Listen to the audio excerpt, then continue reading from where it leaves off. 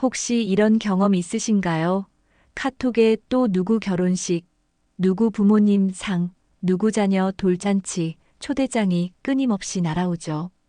그때마다 가야 하나 말아야 하나 고민하시고, 가면 가는 대로 피곤하고, 안 가면 안 가는 대로 마음이 무거우시죠.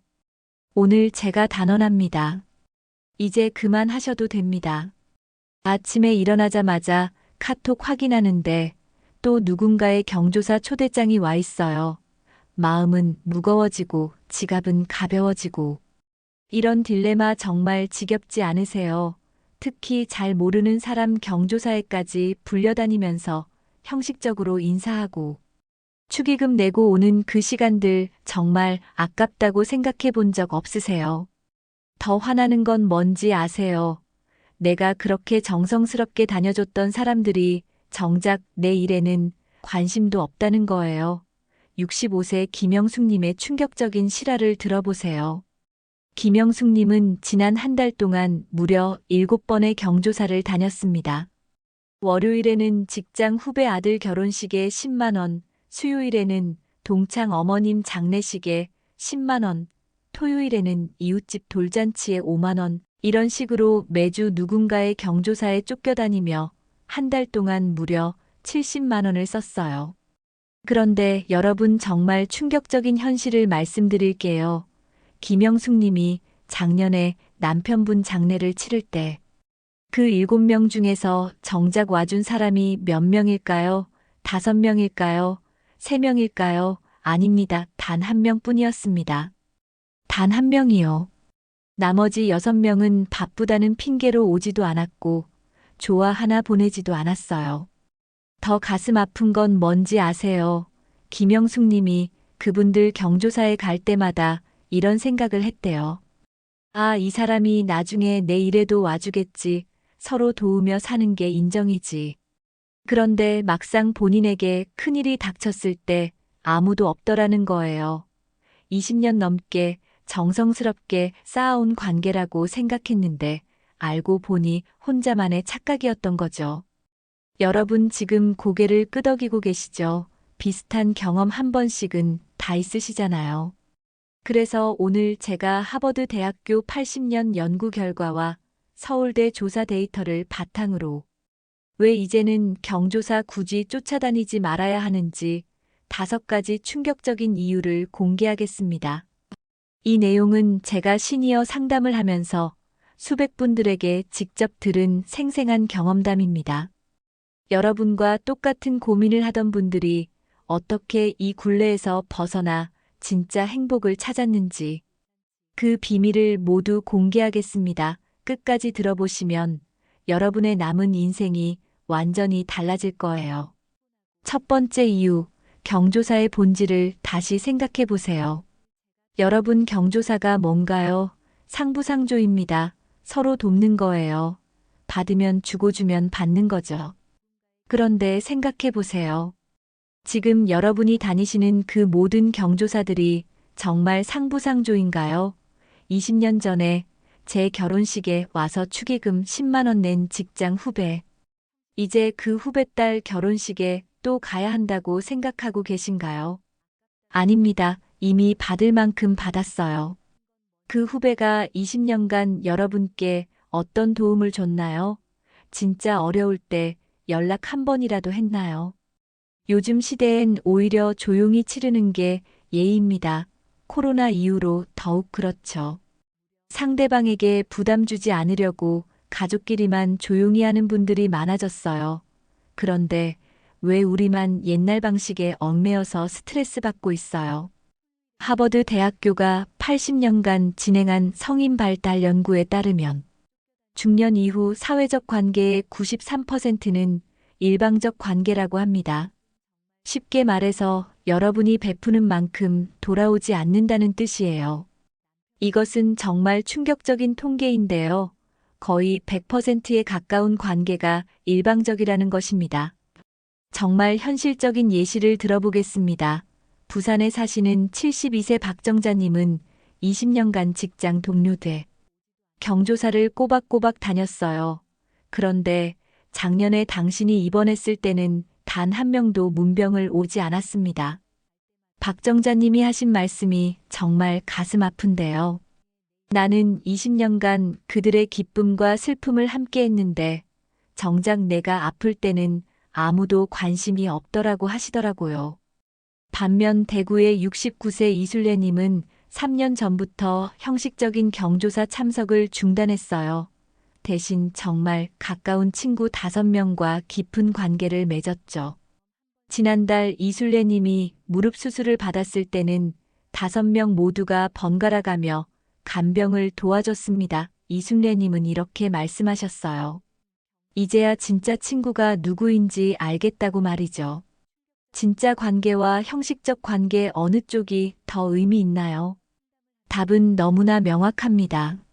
하지만 많은 분들이 아직도 형식에 얽매여 계세요.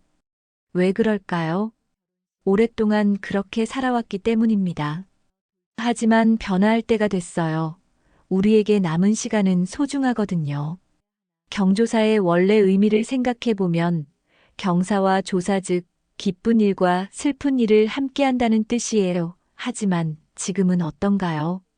그냥 의무감으로 가서 돈만 내고 오는 경우가 대부분이죠. 진정한 마음의 교류는 없어요. 그런 관계에 계속 시간과 돈을 투자할 이유가 있을까요? 두 번째 이유는 은퇴 후 관계 재편은 자연스럽다는 것입니다. 서울대 사회학과가 발표한 한국 중년층 사회관계 변화 연구를 보면 은퇴 후 평균 75%의 직장 관계가 자연스럽게 소원해진다고 나와 있어요. 이게 문제가 아니라 오히려 기회입니다. 젊을 때는 어쩔 수 없었잖아요. 같은 사무실, 같은 아파트 단지, 아이들, 같은 학교, 선택의 여지가 없었어요. 하지만 지금은 다르죠. 진짜 내가 좋아하는 사람들과 어울릴 수 있는 자유가 생겼어요. 실제로 인천의 68세 김철수님 이야기를 들어보세요.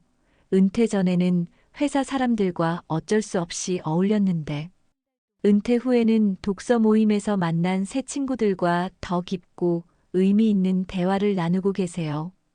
이제야 진짜 내 친구들을 만났다는 게 김철수님 말씀이에요.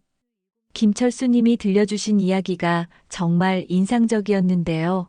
회사 다닐 때는 매일 보는 사람들과도 정작 깊은 이야기는 나누지 못했다고 해요.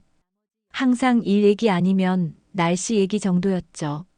하지만 독서 모임에서는 책을 통해 인생을 이야기하고 철학을 논하고 서로의 경험을 나누며 진정한 소통을 하고 있다고 하세요. 이런 변화는 김철수님만의 이야기가 아닙니다. 실제로 많은 시니어분들이 은퇴 후에 새로운 관계의 질을 경험하고 계세요. 과천의 71세 정영희 님도 비슷한 경험을 하셨어요. 직장 다닐 때는 스트레스 받는 인간관계가 많았는데 은퇴 후 서해 동호회에서 만난 친구들과는 정말 편안하고 즐거운 시간을 보내고 계세요. 관계의 재편이 일어나는 이유는 무엇일까요? 첫째, 공통의 이해관계가 사라지기 때문입니다.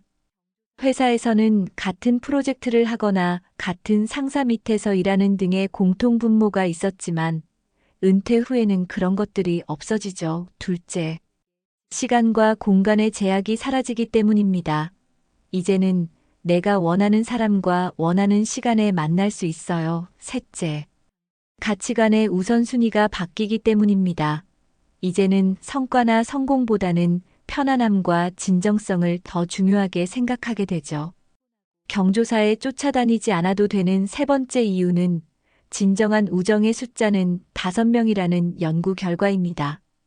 옥스퍼드 대학교 로빈 덤바 교수의 연구에 따르면 인간이 진정으로 가까운 관계를 유지할 수 있는 사람의 수는 최대 5명이라고 해요. 이것을 덤바의 수라고 부르는데 정말 놀라운 연구 결과입니다. 우리가 생각하는 것보다 훨씬 적은 숫자죠.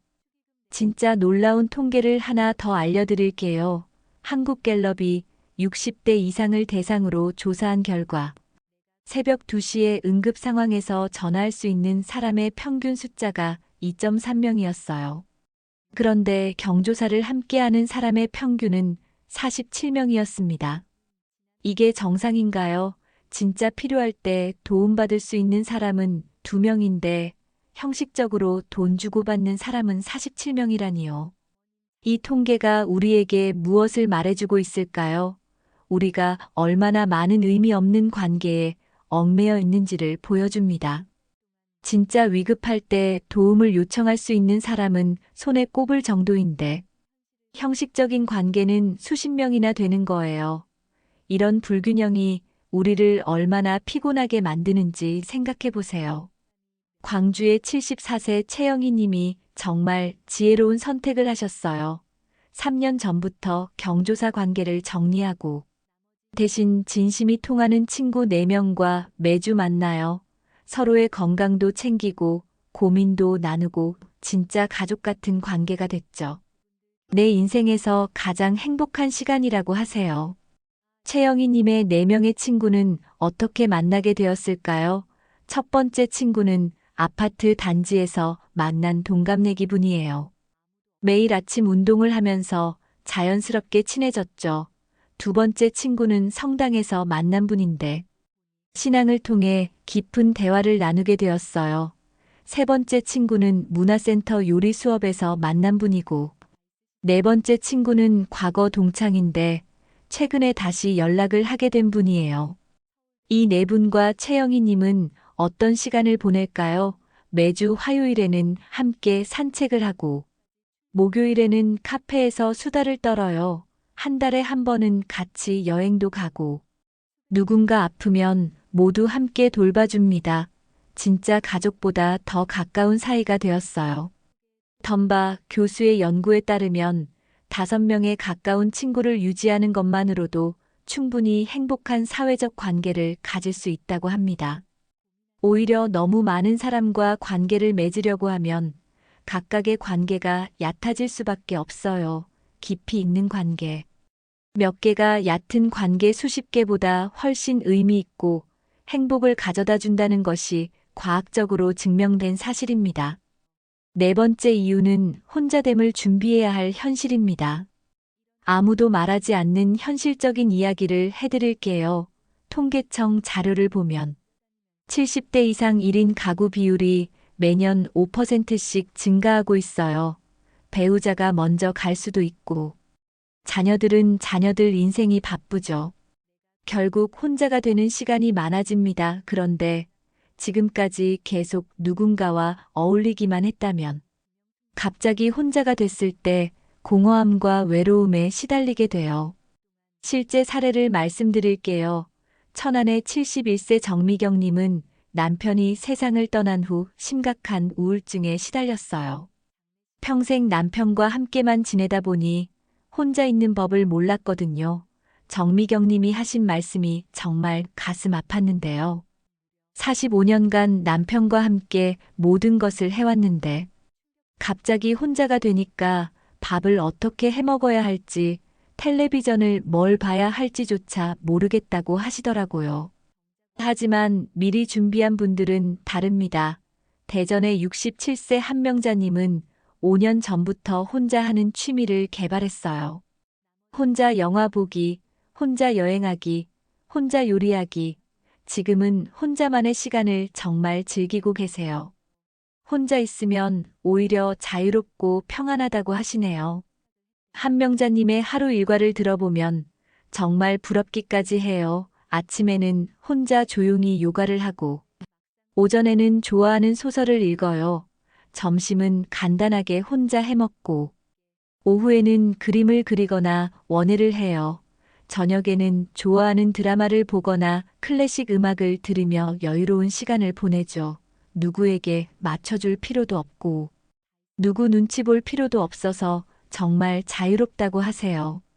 혼자 있는 시간을 즐기는 것은 단순히 외로움을 달래는 것 이상의 의미가 있어요. 자기 자신과 깊이 만날 수 있는 시간이기도 하거든요.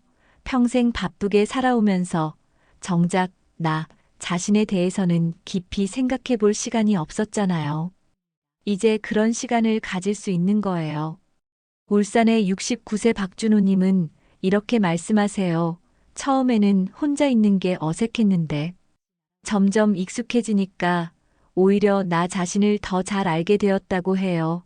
내가 진짜 무엇을 좋아하는지, 어떤 것에 행복을 느끼는지, 어떤 가치관을 가지고 있는지 혼자 있는 시간에 깨닫게 되었다고 하시더라고요. 혼자됨을 준비한다는 것은 외로움을 준비한다는 뜻이 아니라 진정한 자유와 평안을 준비한다는 뜻입니다. 누구에게도 의존하지 않고 스스로 행복할 수 있는 능력을 기르는 거예요. 이것은 나이가 들수록 더욱 중요해지는 능력입니다. 다섯 번째 이유는 인생의 마지막 자산은 평판이다입니다. 마지막으로 가장 중요한 이야기입니다. 미국 스탠포드 대학교가 임종을 앞둔 환자들을 대상으로 한 연구에서 85%가 사람들에게 어떻게 기억될지를 가장 중요하게 생각한다고 답했어요.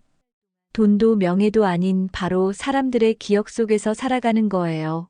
그런데 진짜 감동적인 건 형식적인 관계에서는 절대 그런 진심 어린 추도가 나오지 않는다는 거예요. 실제 이야기를 하나 들려드릴게요. 작년에 세상을 떠나신 서울의 김동진님. 향년 73세 김동진님은 생전에 경조사는 거의 다니지 않으셨어요. 대신 동네 독거노인 5분을 꾸준히 도우셨죠. 장례식 날 무슨 일이 일어났을까요? 그 5분의 독거노인분들이 모두 오셔서 정말 고마운 분이었다. 천사 같은 사람이었다며 진심으로 슬퍼하셨어요. 반면 직장 동료들은 단 한 명도 오지 않았습니다. 진짜 의미 있는 인생이 뭔지 보여주는 사례 아닌가요? 김동진 님이 그 5분을 어떻게 도우셨는지 더 자세히 말씀드릴게요. 매주 토요일마다 그분들 집에 가서 안부를 묻고 필요한 것은 없는지 확인하셨어요. 장보기가 힘든 분에게는 장을 받아드리고 병원 갈 때는 함께 가서 진료를 받을 수 있도록 도와드렸죠. 명절 때는 직접 음식을 만들어서 나누어 드리기도 하셨고요. 그분들이 장례식장에서 하신 말씀들이 정말 감동적이었어요. 한 분은 이렇게 말씀하셨어요. 김동진 선생님이 없었으면 저는 진작 외로움과 절망에 빠져 있었을 거예요. 선생님 덕분에 마지막까지 희망을 가지고 살 수 있었습니다. 또 다른 분은 선생님은 저희에게 가족보다 더 소중한 존재였어요. 진짜 천사가 따로 없다고 하셨죠. 이런 진심 어린 추도와 기억이야말로 진정한 인생의 자산 아닐까요? 수십 년간 형식적으로 경조사를 다니며 쌓은 관계에서는 절대 나올 수 없는 진정성이거든요. 김동진님은 경조사는 거의 다니지 않으셨지만 정말 많은 사람들의 마음속에 영원히 살아계실 거예요. 평판이라는 것은 단순히 사회적 지위나 재산으로 만들어지는 것이 아닙니다. 진정한 평판은 내가 다른 사람들에게 어떤 도움과 위로를 주었는지, 얼마나 진심으로 사랑했는지에서 나오는 거예요. 이것은 나이가 들수록 더욱 분명해지는 진리입니다. 제주도의 76세 고순덕 님도 비슷한 방식으로 살고 계세요. 경조사보다는 지역 아동센터에서 자원봉사를 하시는데 아이들이 할머니를 정말 좋아해요. 고순덕 님이 하시는 말씀이 인상적인데요. 아이들의 순수한 웃음과 사랑을 받으며 사는 것이 세상 그 어떤 것보다 행복하다고 하세요.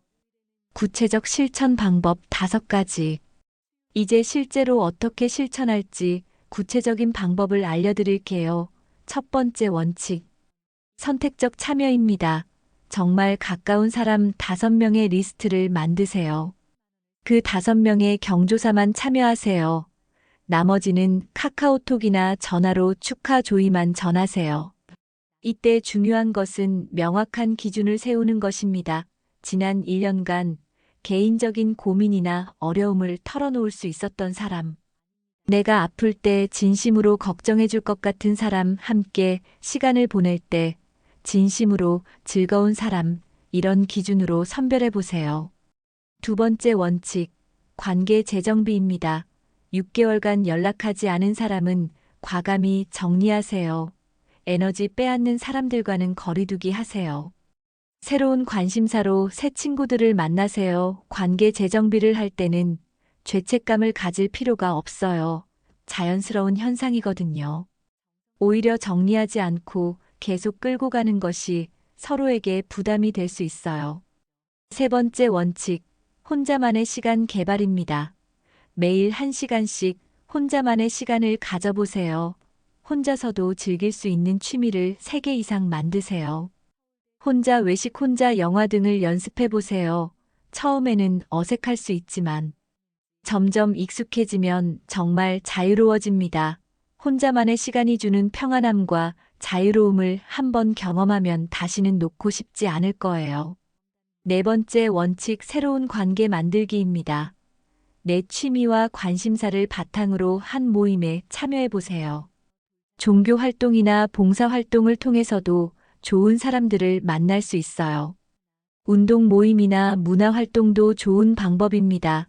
새로운 관계를 만들 때는 조급해하지 마세요. 시간을 두고 천천히 서로를 알아가는 과정이 필요해요. 다섯 번째 원칙, 의미 있는 활동에 집중하기입니다. 다른 사람을 도울 수 있는 일을 찾아보세요.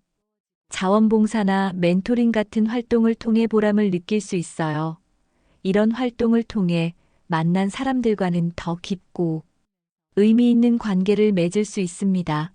서로의 가치관과 목표가 비슷하기 때문이죠. 성공 사례와 변화의 증거. 정말 놀라운 변화들을 보여드릴게요.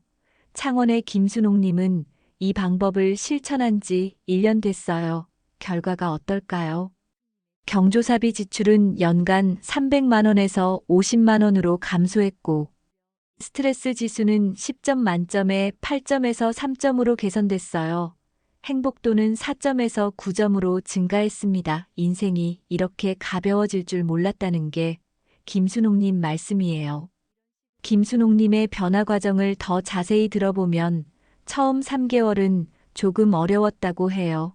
오랫동안 습관이 된 일을 바꾸는 것은 쉽지 않았거든요.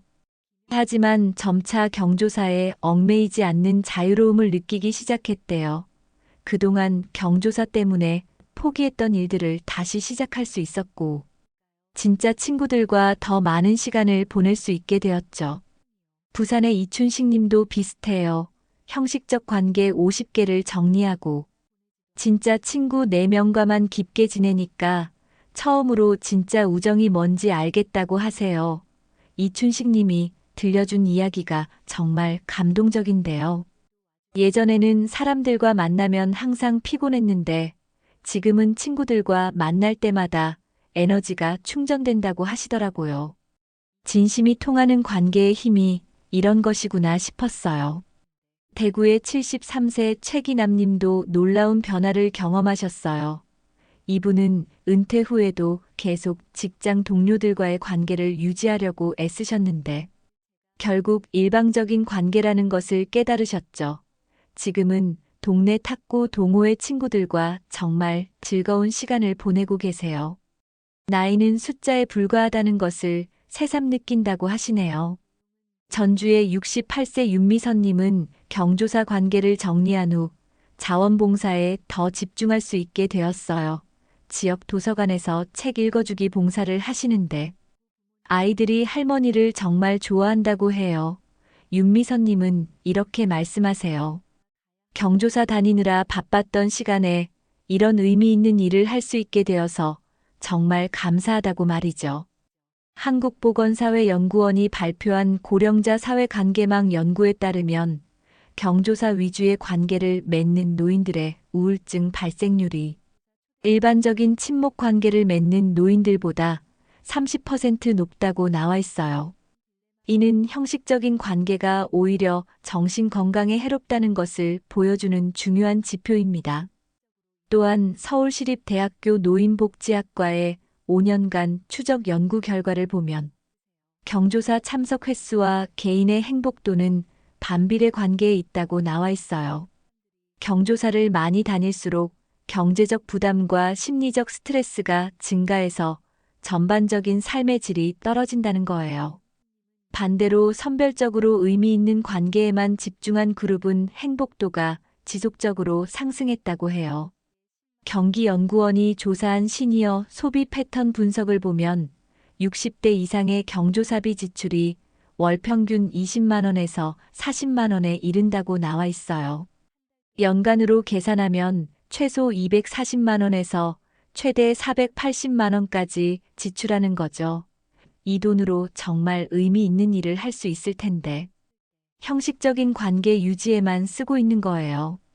연세대학교 사회학과가 진행한 세대별 사회관계 만족도 조사에서도 흥미로운 결과가 나왔어요. 50대까지는 사회관계의 폭이 넓을수록 만족도가 높았지만 60대부터는 오히려 관계의 깊이가 만족도를 결정하는 주요 요인이 된다는 거예요. 이는 나이가 들수록 양보다 질이 중요해진다는 것을 과학적으로 증명해주는 결과입니다. 감정적 호소와 희망 메시지.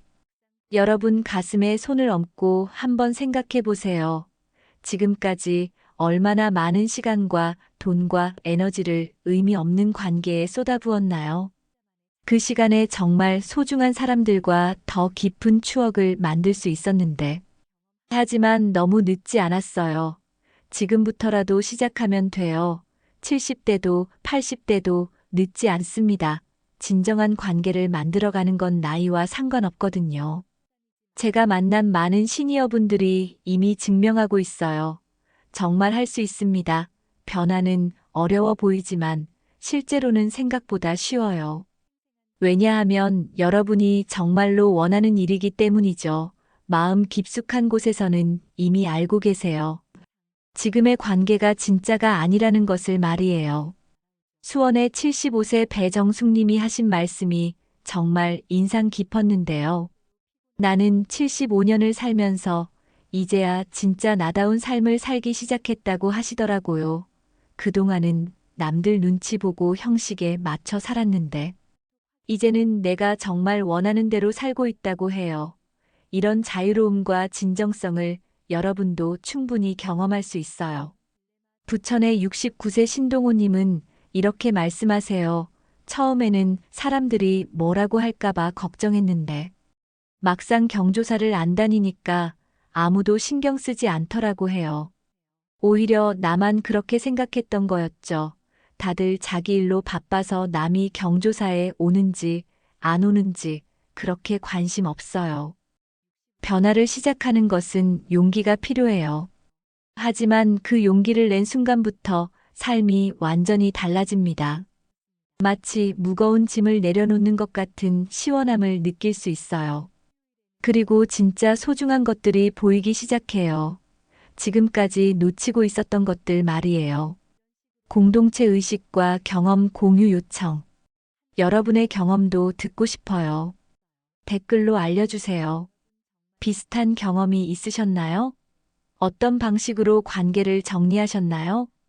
혼자만의 시간을 어떻게 보내고 계신가요? 우리 함께 지혜를 나누며 더 행복한 노년을 만들어가요. 이런 진솔한 이야기를 나눌 수 있는 것도 우리 세대만의 특권이에요. 젊은 사람들은 아직 이런 깊이를 모르거든요. 실제로 제 유튜브 댓글을 보면 정말 많은 분들이 비슷한 고민을 하고 계시는 것을 알 수 있어요. 익산의 72세 고영숙님은 댓글을 통해 이런 이야기를 해주셨어요. 저도 비슷한 경험이 있어요. 20년간 직장 동료들 경조사를 빠짐없이 다녔는데 정작 제가 남편 장례를 치를 때는 3명만 와주셨어요. 정말 허무했습니다. 포항의 68세 김재호님은 이렇게 댓글을 남겨주셨어요. 이 영상을 보고 용기를 얻어서 형식적인 모임들을 정리하기 시작했습니다. 처음에는 죄책감이 있었는데 점점 자유로워지는 제 모습을 보면서 이게 맞구나 싶었어요. 지금은 정말 가까운 친구 서너 명과 깊은 관계를 맺고 있어요. 안양의 73세 이순자님의 댓글도 인상적이었어요. 저는 혼자 있는 시간을 연습하기 시작했는데요. 처음에는 어색했지만 지금은 혼자만의 시간이 가장 평안해요. 아무에게도 신경 쓸 필요 없이 오롯이 제 시간을 보낼 수 있어서 너무 좋아요. 이런 댓글들을 보면 정말 많은 분들이 같은 고민을 하고 계시고 또 변화를 시도하고 계시다는 것을 알 수 있어요. 여러분도 용기를 내서 댓글로 경험을 나눠주세요. 서로의 이야기를 듣다 보면 더 큰 용기와 지혜를 얻을 수 있을 거예요. 구체적인 단계별 실행 계획. 이제 정말 구체적으로 어떻게 실천할지 단계별로 알려드릴게요. 첫 번째 주에는 현재 관계 점검하기를 해보세요. 지난 1년간 만난 모든 사람들의 목록을 만들어 보고 각각의 관계가 나에게 어떤 의미인지 생각해 보세요. 에너지를 주는 관계인지, 빼앗는 관계인지, 일방적인 관계인지, 상호적인 관계인지 분석해 보는 거예요. 두 번째 주에는 중요한 사람 5명 선정하기를 해보세요. 정말 어려울 때 도움을 요청할 수 있는 사람, 진심으로 내 이야기를 들어줄 사람, 함께 있으면 편안하고 즐거운 사람, 서로의 성장을 응원해주는 사람, 이런 기준으로 5명을 선정해 보세요. 이때 가족은 제외하고 친구 관계로만 생각해 보세요. 세 번째 주에는 정리할 관계 결정하기를 해보세요. 지난 6개월간 일방적으로만 연락했던 관계, 만날 때마다 스트레스를 받는 관계, 나에 대해 부정적인 영향을 주는 관계, 이런 관계들은 과감히 정리할 것을 결정하세요. 죄책감을 가질 필요 없어요. 서로에게 도움이 되지 않는 관계는 정리하는 것이 맞거든요. 네 번째 주에는 새로운 일상 만들기를 시작해 보세요. 혼자만의 시간을 어떻게 보낼지 계획을 세워보고 새로운 취미나 관심사를 찾아보세요. 동네 문화센터나 복지관에서 하는 프로그램들을 알아보는 것도 좋아요. 새로운 사람들을 만날 수 있는 기회이기도 하거든요. 한 달 후부터는 본격적인 실천 단계입니다. 선별한 5명과는 더 깊은 관계를 만들어가고 정리하기로 한 관계들은 자연스럽게 거리를 두세요. 경조사 초대를 받아도 정중하게 사양하고 대신 간단한 축하나 조의 메시지를 보내는 거예요. 물론 이런 변화를 시도할 때 어려움도 있을 수 있어요. 가장 흔한 어려움은 죄책감입니다. 오랫동안 관계를 유지해온 사람들과 거리를 두는 것이 미안하게 느껴질 수 있어요. 하지만 기억하세요. 진정한 관계는 의무감이 아니라 기쁨으로 유지되는 것이에요. 의무감으로 유지되는 관계는 진짜 관계가 아니에요. 두 번째 어려움은 외로움에 대한 두려움입니다. 관계를 정리하고 나면 처음에는 외로울 수 있어요. 하지만 이것은 일시적인 현상이에요. 점차 혼자만의 시간을 즐기게 되고 진짜 친구들과의 관계가 더 깊어지면서 오히려 전보다 덜 외롭게 느끼게 될 거예요. 세 번째 어려움은 주변의 시선입니다. 갑자기 경조사에 안 나타나면 사람들이 뭐라고 할까봐 걱정될 수 있어요. 하지만 실제로는 생각만큼 신경 쓰는 사람이 많지 않아요. 요즘은 조용히 치르는 것이 오히려 예의라고 생각하는 분들이 많거든요. 이런 어려움들을 극복하는 방법은 명확한 목표의식을 갖는 것입니다. 내가 왜 이런 변화를 시도하는지, 어떤 삶을 원하는지 분명히 해두세요. 그리고 작은 변화부터 시작하세요. 한 번에 모든 것을 바꾸려고 하지 말고 천천히 단계적으로 변화해 나가는 거예요. 성공적인 노년을 위해서는 몇 가지 관계의 법칙을 기억해야 해요. 첫 번째 법칙은 질과 깊이입니다. 많은 사람을 아는 것보다 몇 명이라도 깊이 있는 관계를 맺는 것이 중요해요. 서로의 마음을 진심으로 이해하고 공감할 수 있는 관계 말이에요. 두 번째 법칙은 상호성입니다. 일방적으로 주기만 하거나 받기만 하는 관계는 건강하지 않아요. 서로 도움을 주고받을 수 있는 균형 잡힌 관계가 진짜 관계예요.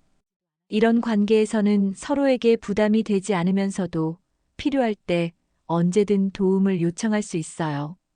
세 번째 법칙은 자발성입니다. 의무감이나 체면 때문에 유지하는 관계가 아니라 진심으로 만나고 싶어서 만나는 관계여야 해요. 억지로 만나는 사람과는 진정한 즐거움을 나눌 수 없거든요. 자발적인 관계에서만 진짜 웃음과 기쁨이 나와요. 네 번째 법칙은 성장성입니다. 서로에게 좋은 영향을 주고받으며 함께 성장할 수 있는 관계가 가장 의미 있어요. 나이가 들어도 계속 배우고 발전할 수 있도록 서로를 격려하고 응원하는 관계 말이에요. 다섯 번째 법칙은 지속성입니다. 일시적이고 피상적인 만남이 아니라 시간이 지나도 계속 이어질 수 있는 관계여야 해요. 이런 관계는 서로에 대한 깊은 이해와 신뢰를 바탕으로 해야 가능해요. 혼자만의 시간을 풍요롭게 만드는 방법.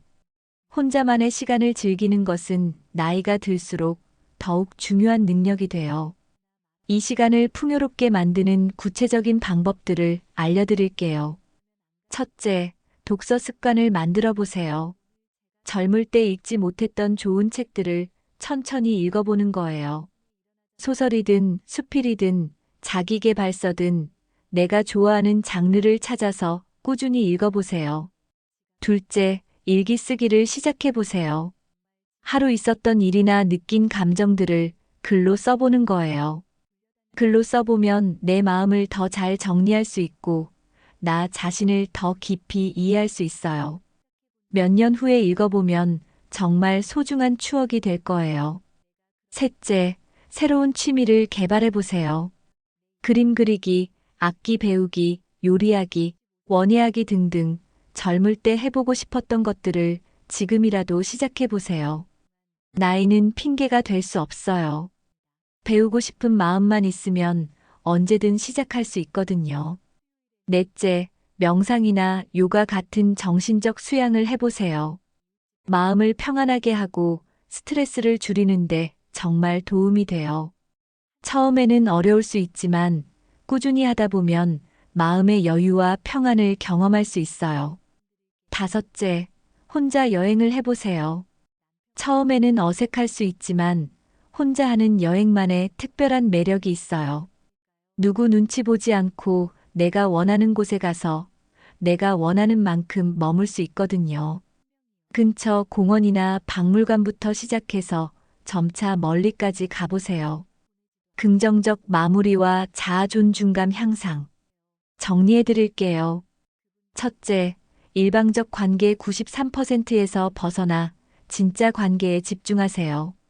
둘째, 은퇴 후 관계 재편은 자연스러운 현상이니 두려워하지 마세요. 셋째, 5명의 진짜 친구가 있다면 성공한 인생입니다. 넷째, 혼자만의 시간을 즐기는 연습을 지금 시작하세요. 다섯째, 사람들에게 좋은 기억으로 남는 것이 진정한 성공입니다. 여러분은 충분히 가치 있는 사람입니다. 형식적인 관계에 휘둘릴 필요 없어요. 이제 진짜 자유로워지세요. 정말 소중한 사람들과 의미 있는 시간을 보내며 남은 인생을 더욱 풍요롭고 행복하게 만들어 가시길 바라요. 여러분이라면 충분히 할 수 있어요. 인생의 황금기는 바로 지금입니다. 나이가 들었다고 해서 새로운 시작을 포기할 필요는 없어요. 오히려 이제야 진짜 자유로워진 거예요. 젊을 때는 할 수 없었던 진정한 선택을 할 수 있는 시기가 된 거예요. 이 자유를 만끽하세요. 오늘 이야기가 도움이 되셨다면 좋아요와 구독 꼭 부탁드려요. 그리고 주변에 비슷한 고민을 가진 분들께도 공유해 주세요. 함께 지혜를 나누며 더 행복한 노년을 만들어가요. 다음 주에는 자식에게 의존하지 않고 당당하게 사는 법으로 찾아뵙겠습니다. 감사합니다.